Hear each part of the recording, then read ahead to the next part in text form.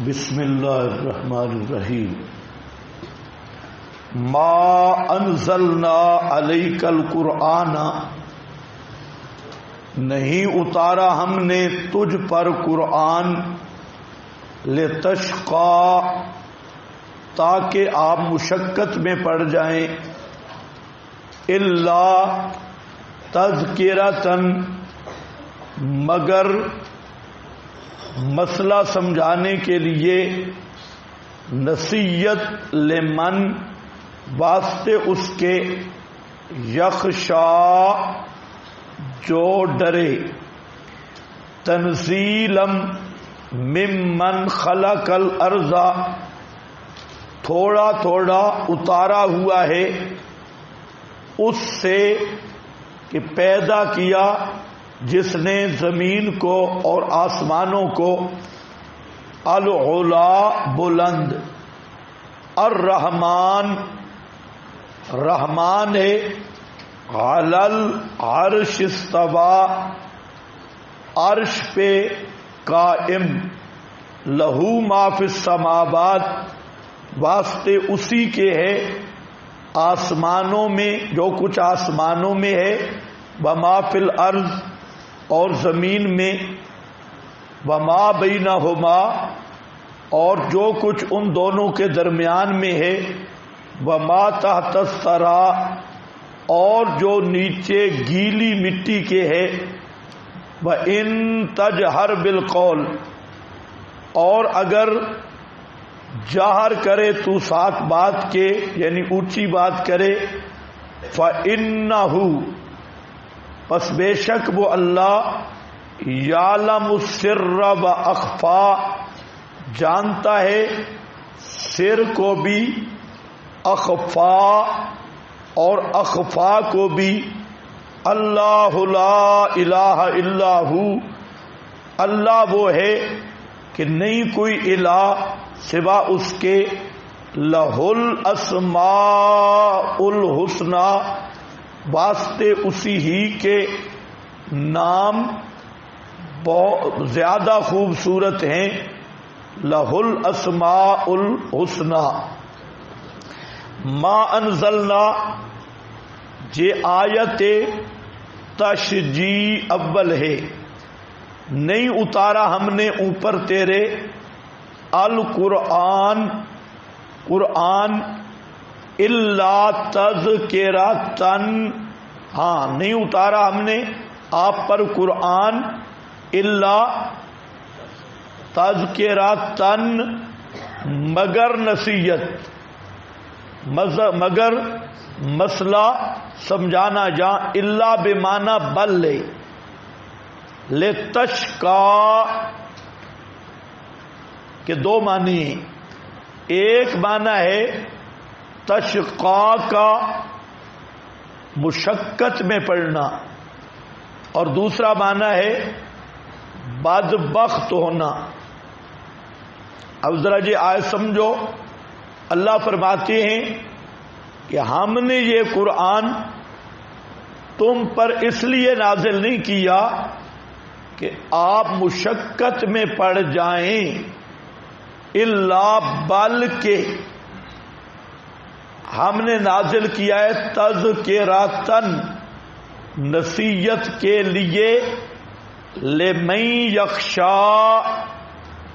واسطے اس کے کہ جس کے شان میں یہ ہے کہ اللہ سے ڈرے اور اس دل میں ڈر ہو۔ کیا معنی؟ اس پر مفسرین حضرات نے تو بہت کچھ لکھا ہے۔ ایک یہ قول آپ کو ملے گا کہ جب شروع تھا آپ صلی اللہ علیہ وسلم تہجد میں لمبی تلاوت کرتے تھے، آپ کے پاؤں میں ورم آ جاتے تھے، اور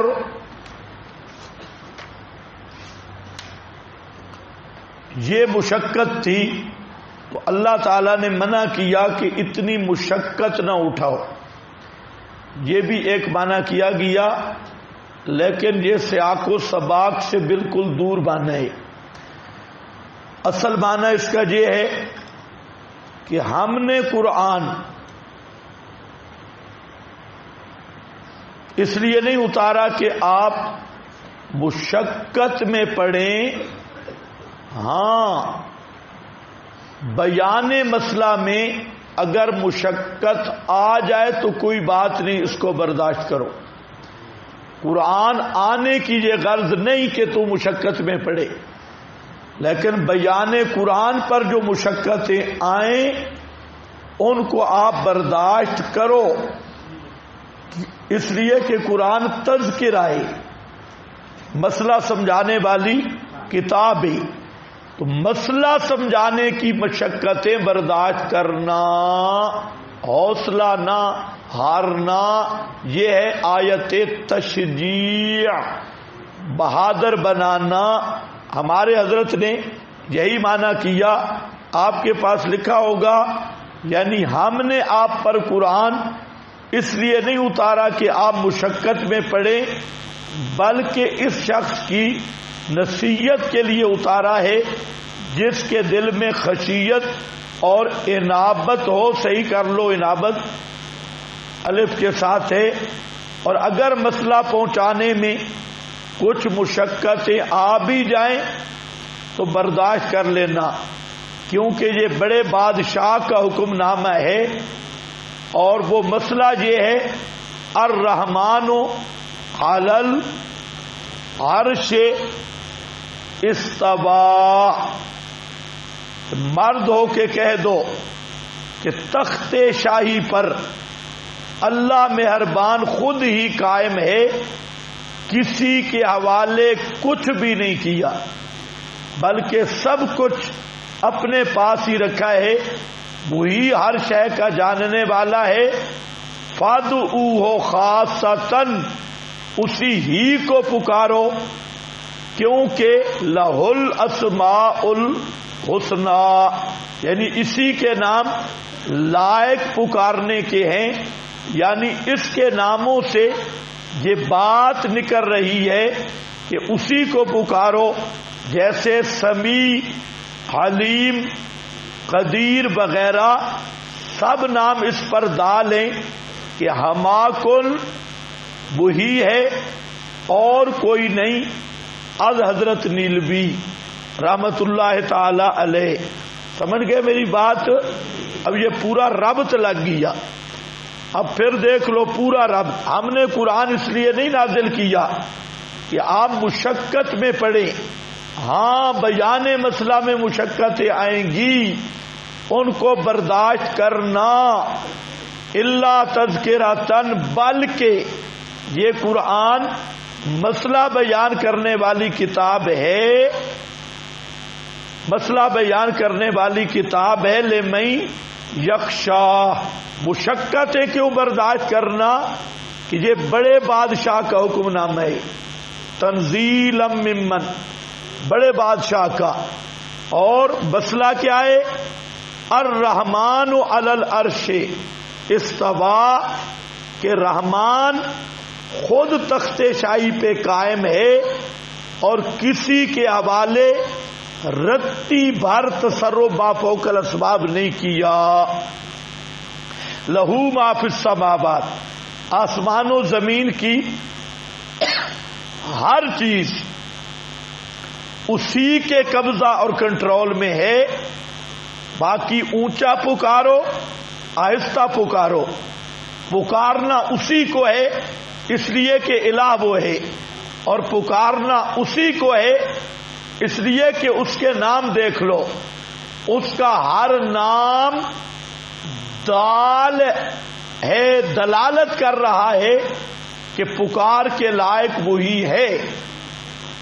جیسے سمیع، علیم، حالات جاننے والا، سمیع، پکاریں سننے والا، غفار، گناہوں سے درگزر کرنے والا، رزاق، روزی دینے والا.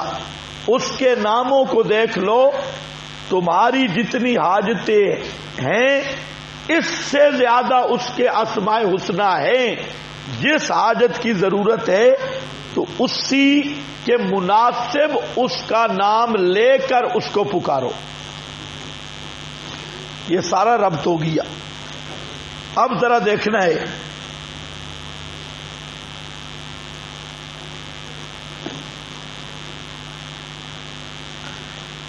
ما انزلنا علیک القرآن لتشقى،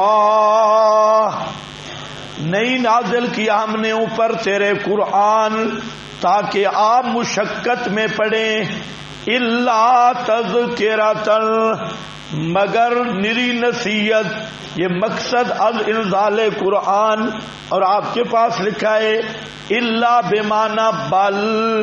کلیات اب البقاء کا حوالہ ہے لمن یخشا.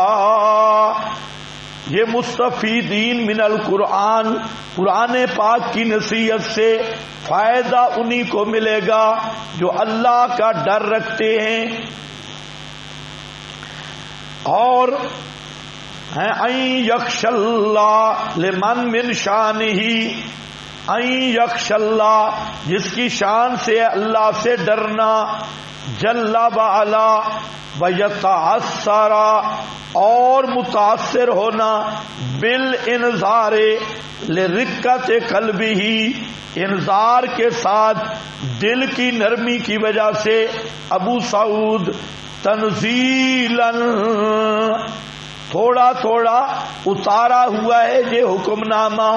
تدریج فی النزول ممن خلق الارض، اس ہستی کی طرف سے خلق الارض جس نے پیدا کیا زمین کو اور اونچے آسمانوں کو.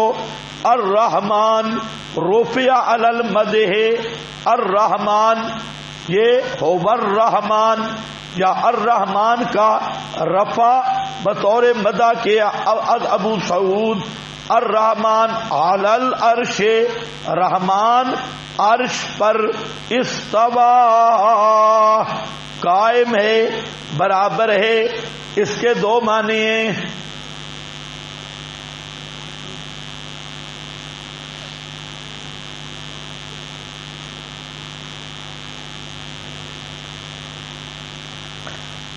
اس کے دو معنی ہیں.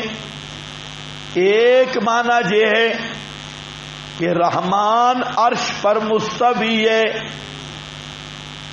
اور یہ سلف کا عقیدہ، سلف کا لکھا ہے والمذہب، یعنی استواء اور صفات کا ضابطہ عند السلف یہ ہے کہ اس پر ایمان لایا جائے، کیفیت اللہ کے سپرد کی جائے، معنی ہو معلوم، والکیف مجہول، والسؤال عنہ بدعۃ، اس میں بحث فضول.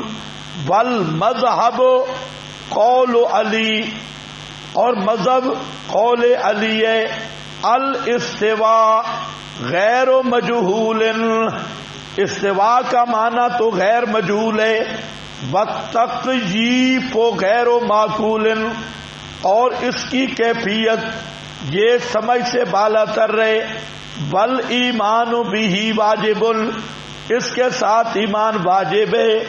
والسؤال عنہ بدعۃ، اور اس سے سوال بدعت ہے.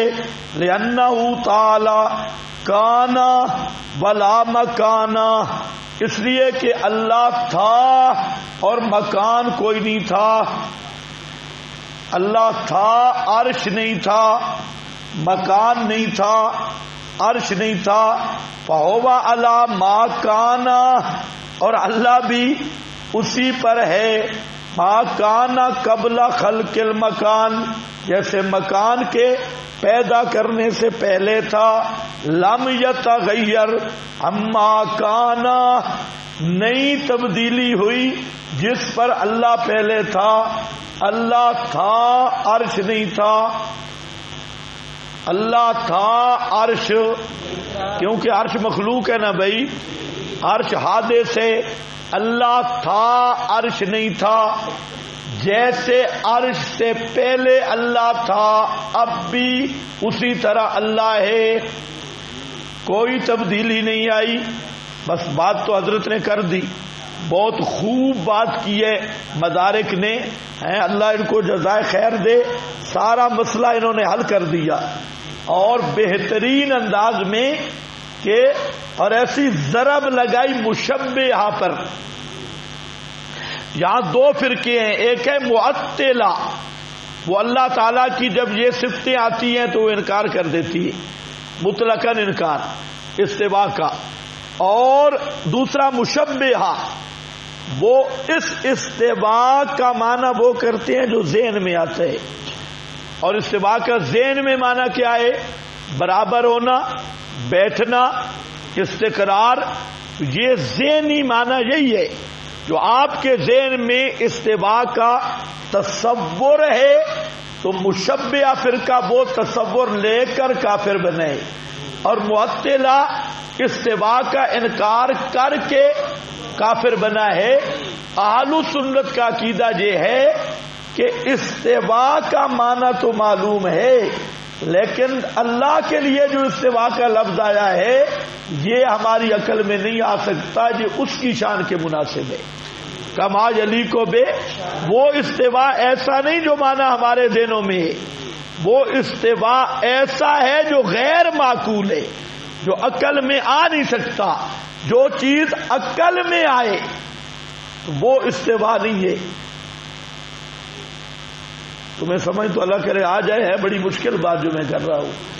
استوا کا معنی میں آتا ہے بیٹھنا, پرجمان ہونا, مکان میں بیٹھنا یہ. لیکن یہاں جو استوا ہے یہ کس کے لیے آئے؟ اللہ کے لیے. اس کی کیفیت کیا ہے, اس کی کنو کیا ہے, یہ اسی طرح نامعلوم ہے جس طرح کنو ذات باری تعالی ہمیں نامعلوم ہے, اسی طرح نامعلوم ہے. یہ ہے والکیف مجہول. والبحث عنہ بدعہ کا کیا معنی کہ اس مسئلہ میں فلاسفہ مناطق کی باتیں کرنا اور جیت مکان یا کیفیت تکییف کو متعین کسی لحاظ سے بھی کرنا, یہ خالص کیا ہے؟ بدعت ہے. کیونکہ معلوم ہو نہیں سکتی, وہ واجب ہے تو ممکن ہو. تو ممکن کو واجب کی کیفیات کیسے معلوم ہوں بھائی؟ تو اس کی ایک کنو کوئی معلوم ہو سکتی نہیں. آج کا اہل حدیث بھی فرقہ مشبہ ہے. انہوں نے کتاب لکھی ہے اللہ کہاں ہے, اللہ کہاں ہے. میرے پاس آئی ہے وہ کتاب, اللہ کو تلاش کر رہے ہیں, اللہ کہاں ہے. یہ یاد رکھو, یہ بہت بڑا خطرناک موضوع ہے. ایک دفعہ حضرت نعمانی صاحب رحمت اللہ علیہ میرے پاس تشریف لائے. حضرت مہینہ میں ایک رات دن نکالتے, رات میرے پاس رہتے اور انہی مسائل پہ بہت لمبی چوڑی گفتگو ہوتی. وہ مناظرہ کوئی طے تھا.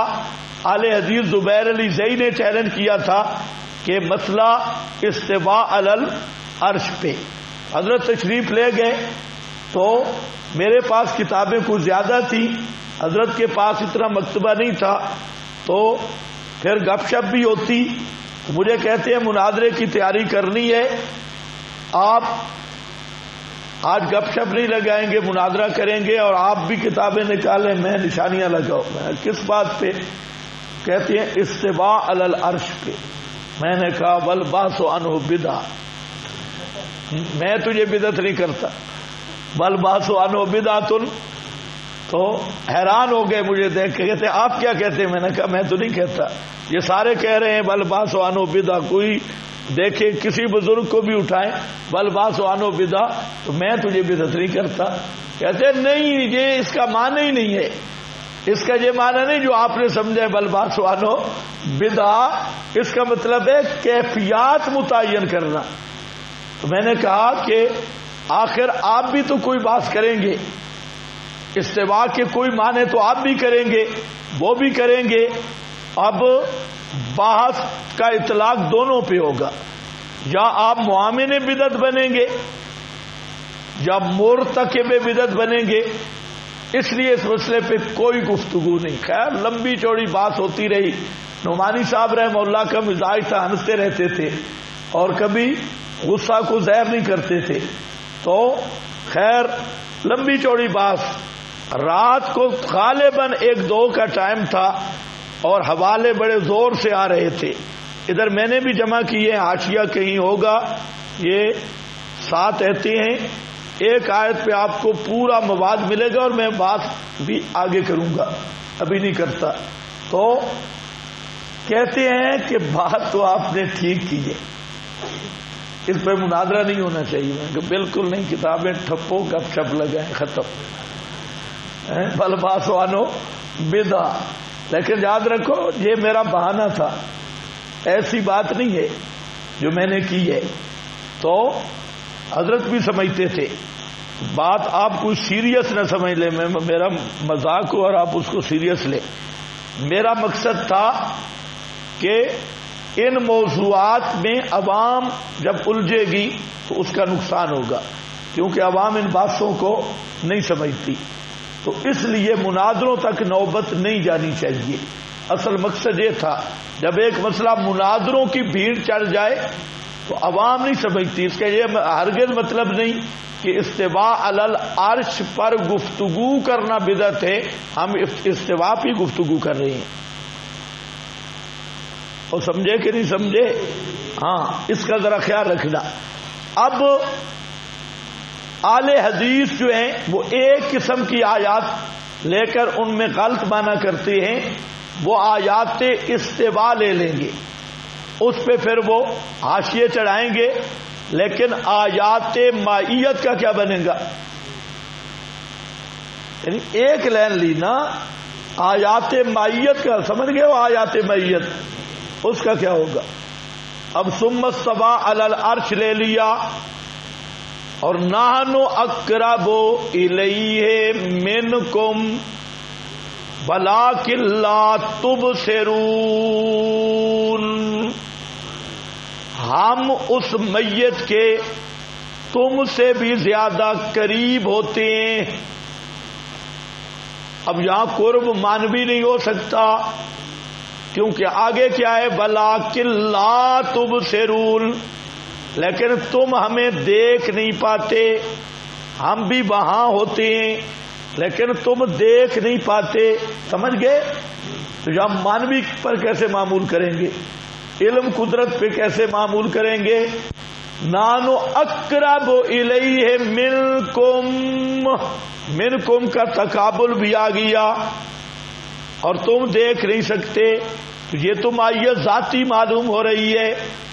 اسی طرح ما من نجوا کیا ہے, الا هو رابعهم ولا خمسة الا هو سادسهم, آگے هو معهم, جہاں 2 بندے بات کر رہے ہوں تیسرا اللہ ہے, 4 بات کریں پانچواں, 5 بات کریں چھٹا, اللہ ہر وقت تمہارے ساتھ ہے. اس کا کیا معنی ہوگا؟ اس لیے یہاں ہوش کے ناخن لینے چاہیے. استواء برحق کے اور مائیت بھی برحق کے. استواء کی کیف بھی مجہول ہے اور مائیت کی کیف بھی مجہول ہے. اس کی کیف کیا ہے؟ مفوض اللہ. ہاں, ایک جو فائدہ ہے وہ ذہن میں رکھ لو, اللہ تعالی کی طرف علو کی نسبت ہوتی ہے. علو میں عظمت ہے, اس لیے نسبت ساری علو والی. جیسے اللہ تعالی مذکر مؤنث ہونے سے پاک ہے, لیکن اللہ تعالیٰ کے لیے ضمیریں اور صیغے مذکر کے آتے ہیں, مؤنث کے نہیں آتے. اب اللہ تو مذکر مؤنث ہونے سے پاک ہے, تو پھر صیغے اور ضمیریں ساری کیا آ رہی ہیں؟ مذکر کی. کوئی غیر مقلد کل دعویٰ کر دے کہ اللہ مذکر ہے, صیغے دیکھ کر ضمیریں دیکھ کر ہم کہتے ہیں نہیں, اللہ تعالی کی طرف نسبت ہوتی ہے شرف اور علو کی، تو تانیث کی بجائے جو مذکر کے صیغے ضمیریں ہیں ان میں علو ہے، ان میں شرف ہے، اللہ تعالیٰ کی نسبت اسی طرح بیان ہوگی، لیکن وہ خود مذکر مؤنث ہونے سے پاک ہے۔ اسی طرح ایک صفل ہے، ایک علو ہے، تو جو اوپر والی جانب ہے علو، اس جانب میں شرف ہے، بلندی میں شرف ہے، اس لیے اللہ تعالیٰ کی نسبت کس کی طرف ہوگی؟ بلندی کی طرف۔ اس کا یہ معنی قطعاً نہیں کہ اللہ رب العزت کہیں کسی مکان کے اندر مکین ہے یا کسی کرسی کے اوپر بیٹھا ہوا ہے جیسے ہم بیٹھے ہیں، ایسا نظریہ خالصتاً کفر ہے اور خالصتاً تشبیہ ہے۔ اگر یہ جملہ آپ کو سمجھ آ جائے تو پوری بحث میں نے کر دی، جو سینکڑوں برقوں کی بات سے میں نے 2 لفظوں میں کر دی، اور ان کے سب اعتراضات کا میں نے جواب دے دیا۔ جی باندی سے پوچھا این اللہ، قالت فی السماء، ہاتھ بلند کرتے ہو بچے سے فلاں فلاں، تو میں نے کہا وہ ذات عالی ہے اور ہر علو کی نسبت اس کی طرف ہوگی۔ کوئی بات سمجھے ہو کہ نہیں؟ آگے میں نے اس کی مثال بھی دے دی۔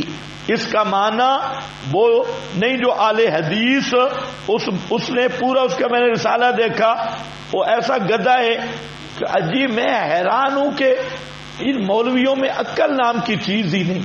4 کتابیں پڑھی اور اپنے آپ کو علامہ کہنا شروع کر دیا۔ بھائی عقل بھی ضروری ہے، اللہ نے بھیجا کیوں دیا ہے؟ استعمال کرنے کے لیے۔ اور تم بھی دعا کیا کرو اللہ عقل پہ پردے نہ ڈالے۔ ان کی عقل پہ خدا کی قسم پردے ڈال گئے۔ انہوں نے علم پڑھ کے بھی جاہل ہیں، پتہ نہیں۔ طرفین اسی طرح، ادھر دوسروں کا بھی حال دیکھو، وہ بھی کہاں جا پہنچے۔ تو خیر بہرحال میں نے آپ کے سامنے بیان کیا کہ جو ہمارے ذہن میں تصور ہے وہ اللہ نہیں ہے، اور وہ اللہ کی صفت بھی نہیں، اور اللہ کی صفت وہ ہے جو عقل میں آ ہی نہیں سکتی۔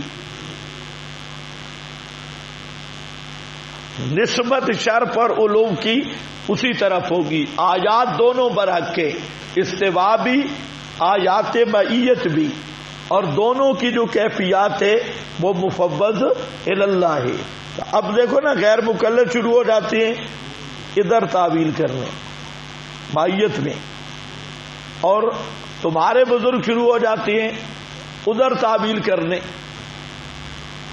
تو پھر تقابل ہی ہو گیا نا، پھر کیا فرق رہا؟ ہم کہتے ہیں کہ تعویل 2 قسم پر ہے۔ ایک تعویل ہے اصل کو باقی رکھ کر سیاق کی معنی بیان کرنا، اصل کا انکار نہ کیا جائے، سیاق کی معنی بیان کرنا، یہ تعویل بالکل صحیح ہے۔ اور یہ تعویل کی کئی وجوہات ہوتی ہیں کہ سیاق کی معنی ظاہر کرنا، دوسرا وہ تعویل ہوتی ہے اس آیت کا مراد متعین ہو جاتی ہے، حقیقت نہیں مراد کہہ رہا ہوں، اور تیسرا یہ کہ عامت المسلمین کے سامنے تعبیر ایسی آ جاتی ہے جس سے وہ شبوں میں نہیں پڑتے۔ تو یہ تعبیر بالکل صحیح ہے۔ میں تو یہ سمجھتا ہوں کہ جو متاخرین اور سلف کے عقیدے کا فرق کیا گیا ہے، میرے نزدیک کوئی فرق نہیں، ذرا فرق نہیں۔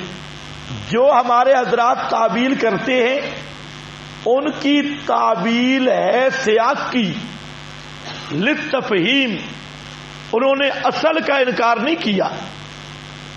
اور دوستو بزرگوں، ہاں انہوں نے اصل کا انکار نہیں کیا، اور وہ جو تعبیر کر رہے ہیں وہ سیاق سباق کا معنی بیان کر رہی ہے۔ یہ تو آپ کب سے میرے ساتھ چل رہے ہیں، سیاق کی معنی بیان کرتا ہوں اور اس کا جو عمومی معنی ہے وہ بھی بیان کرتا ہوں۔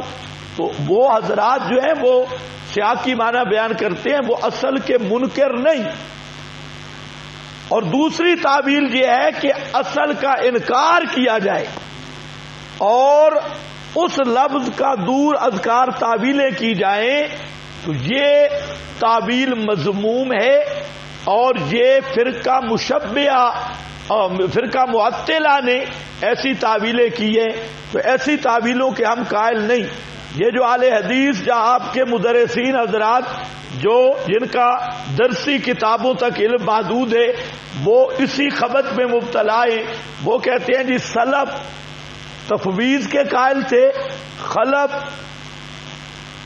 تعویل کے قائل ہیں۔ متقدمین کس کے قائل تھے اور متاخرین کس کے قائل ہیں؟ تعویل کے۔ میں کہتا ہوں یہ بات ہی ٹھیک نہیں۔ جو اہل سنت کے متاخرین ہیں، متقدمین، وہ دونوں اس بات پہ متفق ہیں جو سلف کا عقیدہ ہے کہ معنی ہو معلوم والکیف مجہول والباس عنہ بدعہ۔ غیر مقلد متاخرین کو جامعہ ثابت کرتی ہے، اور انہوں نے کتابیں یہ لکھی ہیں جامعہ، یہ جناب کیا ہے؟ معطل ہے، اور جامعہ اس پہ کتابیں بھی آ گئی۔ حافظ ابن القیم کو بھی یہ غلطی لگی، امام ابن تیمیہ سے بھی یہ خطا صادر ہوئی کہ انہوں نے یکدم تعویل والوں کو رگڑ کے رکھ دیا اور کہا کہ یہ بالکل فرقہ معطلہ اور جامعہ ہے، لیکن یہ دونوں جلیل امام ہیں، اللہ کی ان پہ رحمتیں ہوں، بڑے درجے کے علم کے پہاڑ تھے، لیکن یہ تو نہیں ہے کہ انسان ہے بھول لگ سکتی ہے۔ تو میں سمجھتا ہوں اس معاملہ میں ان دونوں جلیل القدر ائمہ جن کا مقام و مرتبہ ہمارے جیسے کروڑوں بھی ہوں تو ان کی گرد راہ تک نہیں پہنچ سکتے، لیکن ان امام اور ان جلیل القدر اولیاء اللہ کو بھی اس مسئلہ کے بیان کرنے میں لگتا یہ ہے کہ تھوڑا سا فرق لگ گیا ہے، اور بھی بعض مسائل ہیں۔ تو خیر بہرحال تعویل، اب دیکھو حضرت نے بھی تعویل کی مولانا حسین علی صاحب نے، لیکن وہ تعویل کیا جو میں نے مانا کیا، یہ حضرت کی تعویل ہے۔ حضرت فرماتے ہیں کہ 7 مقام پہ یہ مسئلہ ہے، اور 6-7 مقام آپ قرآن کے دیکھ لیں تو جہاں پر بھی استواء علی العرش کا مسئلہ ہے اس کے آگے پیچھے سیاق سباق میں اللہ تعالیٰ کے تصرف اور تدبیر کو بیان کیا جا رہا ہے، اللہ تعالیٰ کے تصرف اور تدبیر کو بیان کیا جا رہا ہے۔ تو اس لیے حضرت فرماتی ہیں کہ اس کا معنی ہے وہ اللہ خود ہی عرش شاہی پہ قائم ہے، کسی کے حوالے رتی بھر بھی نہیں کیا، ما فوق الاسباب تصرف، سارے کام خود کر رہا ہے۔ سن رہے ہو کہ نہیں؟ سارے کام خود کر رہا ہے، کسی کے حوالے نہیں کیا، کسی پیر کو کہو پتروں والا نظام تیرے حوالے، کسی کھارے پیر کو کہو کہ مرض خارش کا تو تفویض تجھے اختیار دے دیے، نہیں، ہر ایک کا ہر کام اپنے ہاتھ میں رکھا ہے، کسی کے حوالے کوئی محکمہ بھی نہیں کیا۔ یہ معنی سیاق و سباق ہے، بالکل ٹھیک ہے۔ تو میں نے جو عرض کیا کچھ سمجھے بھی ہو؟ ہاں، اب عبارت دیکھو، لمبی بات سے وقت بھی اب ذرا نازک بنتا جا رہا ہے اور کام زیادہ ہے۔